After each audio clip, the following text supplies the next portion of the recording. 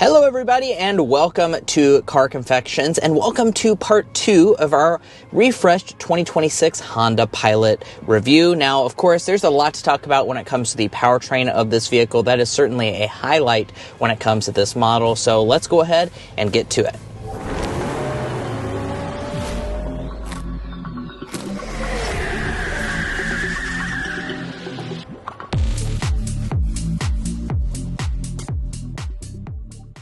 Now, in this test drive, we'll be discussing quite a lot, as you can see on the screen right now.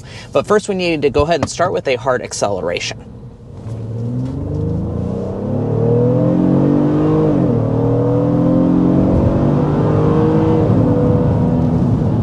All right, there we are, taking off to about 60 miles per hour. And of course, you can hear that growl of a V6. So if you didn't tune into part 1 of our review, that's where we told you guys that the V6 sticks around in the 2026 Pilot. As you may know, if you've been researching some of the rivals to the Pilot, that's becoming increasingly rare. Yeah. A lot of the rivals have gotten rid of their V6 options. And I know a lot of you guys really appreciate having a V6 option as well. And that does indeed stick around for 2026.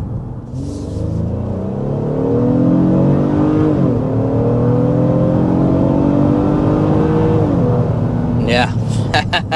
Nice. I have to say, I really love the V6 in this Pilot. That is for sure. The smoothness and the refinement that you get out of this V6 is something, like Drew said, that is just becoming so increasingly rare in this segment. You know, I'm not against turbo 4-cylinders. They have their unique benefits, but for a lot of you guys, I think the smoothness of this V6 is probably the most important thing to you, more so than torque or anything like that. And the Pilot certainly delivers on that this year, and I'm happy that they didn't switch it, that's for sure. Yeah, correct. Now, as far as the actual specifications, we should go over that. It's a 3.5 liter naturally aspirated V6 engine, 285 horsepower, 262 pound-feet of torque. Now, like Mason was saying, turbo 4-cylinders do have their unique advantages. The big advantage of a turbo 4-cylinder is more torque, delivered down low as well. So you do have to rev this out a little bit. But again, it's just a trade-off of what you personally prefer. Now, those power figures are pretty much right in line with most of the competition, no matter what the powertrain is. But there is something that you might be looking for that the Pilot does not get for 2026. Yeah, that's the hybrid version of this vehicle. I've kind of seen some rumors that Honda is working on a hybrid version for a larger SUV like this Pilot. However, that's still not here for this model year. So rivals like the Grand Highlander that offer a traditional hybrid system as well as a really powerful hybrid system, that's not going to be offered here on the Pilot. It's just this one powertrain, one size fits all for all the Pilots, whether you like that or not. Now, two rivals that also retain a V6. I think this feels a little bit faster than the Palisade, which has a standard V6 engine, and about the same as the Pathfinder. But compared to the Grand Highlander with its turbo 4-cylinder, I'm thinking this feels about the same, but better with refinement for sure. Yeah.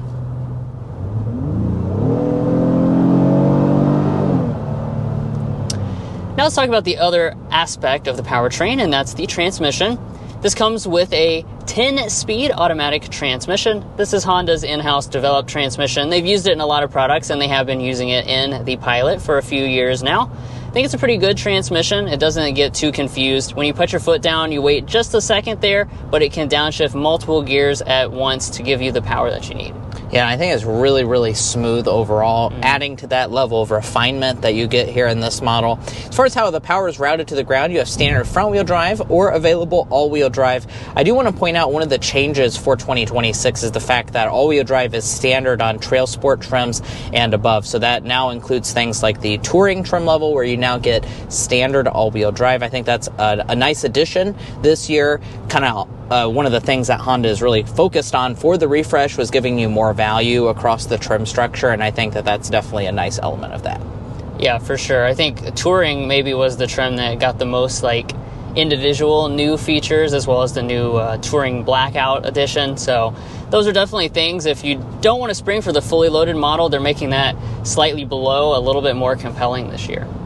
But we're just kind of cruising down this beautiful road here, and I want to talk about ride quality for the Pilot. Now, this has always been an area that the Pilot has excelled, and on our time here on the First Drive program, I've been nothing but impressed. We've driven around the Pilot for quite some time, and it does a fantastic job of just soaking up the bumps. I mean, that's exactly what you want out of a family 3-row SUV, and the Pilot just absolutely nails that. You don't feel hardly any intrusion, even if you hit a large road imperfection, and I find these seats to be very, very comfortable as well. So it just all adds to make this cabin experience very nice for longer road trips, which of course is important for a vehicle like this. Also important and new for 2026 is Honda said that they have added more sound deadening. So that's something that kind of Hondas have struggled in the past about having louder cabins. Of course, that kind of wears on you on a 7-8 hour long road trip.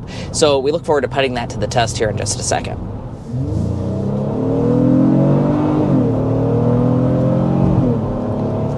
All right, got that V6 grunt, and let's put it to the test. We have it on fan speed 1, and we will see how quiet this cabin is in the Pilot.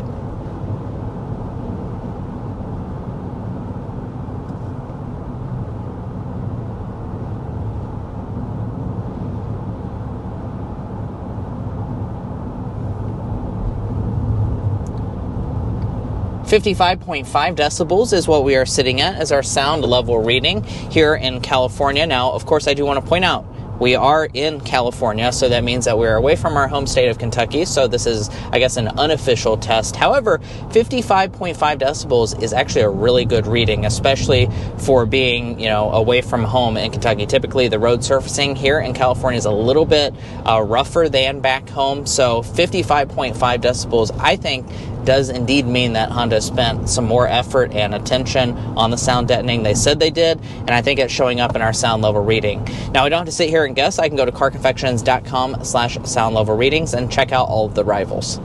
Now, that's not the quietest sound level reading that we've gotten in the segment by any stretch of the imagination, but it is definitely pretty good, and compared to previous Honda Pilots that we've tested out, it is going to be a little bit quieter. A lot of those were sitting in the 56, 57 decibel range, so that does show a little bit of improvement, and like I said, we do look forward to testing this model out when we get one back home in Kentucky for a full week on our official strip of road.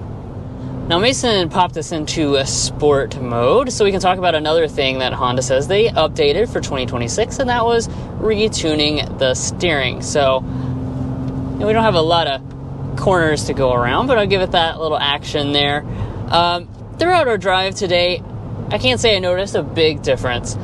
That is not a bad thing, though, because we have commented on this in the past. The Pilot actually has pretty darn good steering, really, anyways. Yeah. Compared to a lot in the segment, very loosey-goosey, not a lot of body control. This kind of natively has a little bit better dynamics than average, just built right into it, because that's kind of one of the things Honda does, right? They have a little bit of, we call it that Type R philosophy that kind of penetrates through all of their models. Yeah, I have to say I love that, and also the fact that you do have a little bit of that sportier character without sacrificing the comfort. As I mentioned earlier, the ride quality is fantastic, so you don't have to do like just one or the other. It's a balancing act, and I feel like Honda does a fantastic job really across their entire lineup of doing that well.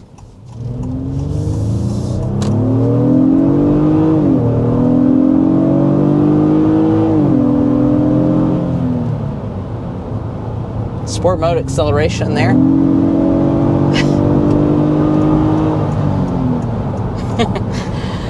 Beat that Tesla. Plenty powerful enough. I think that's kind of where you notice the little bit less torque than some of the rivals, though, is when you have it revved out to that type of RPM to pass someone on the interstate. Now, if you're doing that a lot, you probably won't get very good fuel economy, but let's go ahead and hit those fuel economy figures for those of you wondering. So what we're sitting at is 1927.22 mpg for front-wheel drive, 1925.21 miles per gallon with all-wheel drive. The Trail Sport is a little bit less at 20 mpg. So honestly, guys, those numbers are very much class competitive. Whether you switch to a Turbo 4 or not, a lot of those rivals are falling in the exact same 20, 21, 22 MPG mark. So really it is more up to personal preference whether you like the V6 or the Turbo 4, because fuel economy is not going to be a huge factor, that's for sure, because most of the rivals are sitting at that same MPG mark. And wrapping things up, let's go ahead and hit our Car Confections Slam Dunk and Airball, which is our favorite and least favorite element. Drew, why don't you kick us off with the Slam Dunk for this? The Slam Dunk is the 2026 upgrades. So, as you know, if you've been tuned into our channel for, well, ever since we started reviewing Honda products, typically their refreshes are very light. Often you don't even realize that things have been changed because it's very microscopic. This is not really the case with the Pilot. They really did kind of go in and make refinements that people were demanding. I think that's because this segment is just so competitive that they need to stay fresh, and I definitely appreciate that response to consumer demand with things like the technology finally being addressed. Yeah, absolutely. Now on the flip side with the Airball, what we're going to say is that this Honda Pilot, we really wish had another powertrain option. You saw me in the drive. I love the V6. Don't kill me in the comments section. But the fact is I really wish they had a powerful hybrid system to compete against things like the Grand Highlander. Charge $2,000 or $3,000 more, and people would pay for that additional fuel economy, that extra power that you're not going to get here on the Pilot. And I think the V6 is a fantastic choice for a lot of people. But for some of you guys that are wanting hybrid options, I think Honda really could have done that by now. And Honda makes very competitive hybrids. They just don't have one in this larger segment. And guys, that's going to wrap up part 2 of our Honda Pilot review. Of course, this is the one that we were focusing on the driving experience of this product. There's a lot to talk about when it comes to all those details that they added with the refresh. So if you want to hop on over to part 1 where we go through all of those details, we would encourage you to do so. If you're looking to buy a Honda Pilot or any new vehicle, we'd also encourage you to go to carconfections.com/newcarquotes. The reason you should do that is because we have a tool on our website that will connect you with local car dealers in your area to get you the best price. It's also going to give you access to invoice pricing information, which is a great tool to use while dealership negotiating. If you'd like to take advantage of that, as well as things like our monthly payment tool, you can find a link to that down below in our video description, as well as a pinned comment at the top of this video. Guys, that wraps things up. If you're already a fan and subscriber, thank you so much for your continued support. You make this all possible. And if you're not already, we'd love to welcome you into our Car Confections family. We'll catch you next time as we sample more of the latest automotive delicacies.